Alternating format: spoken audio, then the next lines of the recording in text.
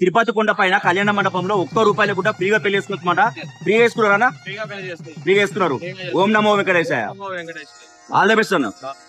అవును, మీరు ఇంత నిజమే అండి. ₹1 లేకుండా తిరుపతి కొండ పైన కళ్యాణ మండపంలో పెళ్లి చేసుకోవచ్చు అనమాట. ఫ్రీగా పెళ్లి చేసుకోవచ్చు. మీరు ఏ రోజైతే పెళ్లి చేసుకోవాలనుకుంటారో 3 రోజుల ముందు ఆన్లైన్ లో అప్లై చేసుకోవచ్చు. మాక్సిమం 90 డేస్ ముందు కూడా అప్లై చేసుకోవచ్చు. వెబ్సైట్ డీటెయిల్ డిస్ప్లే ఇస్తున్నా. ఇక్కడ మీరు పెళ్లి చేసుకుంటే మండపము, పురోహితుడు, మేళం అన్ని ఫ్రీ అండి.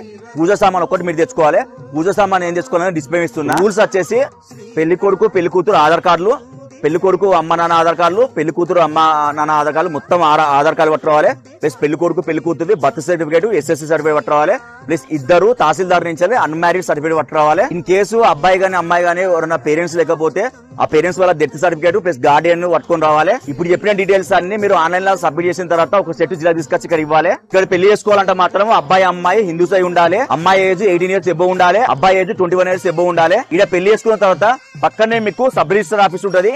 అక్కడ పైసలు కట్టి మీరు మ్యారేజ్ సర్టిఫికేట్ తీసుకోవచ్చు. పెళ్లి అయిపోయిన తర్వాత మ్యారేజ్ కపుల్ కి వాళ్ళ అమ్మ నాన్నకి మొత్తం 6 మందికి ₹300 దర్శనం ఫ్రీ అనమాట. 6 లడ్డులు కూడా ఫ్రీ. తిరుమల కొండ పైన పెళ్లి చేసుకోవాలంటే అదృష్టం ఉండాలండి నిజంగా. ప్లస్ టీడీ వాళ్ళు కూడా చాలా అంటే చాలా గ్రేట్ అండి. ఎందుకంటే ఇక్కడ రోజు కొన్ని వేల పెళ్లి అయితే ఫ్రీగా ₹1 కూడా ఫ్రీగా పెళ్లి చేసుకోవచ్చు.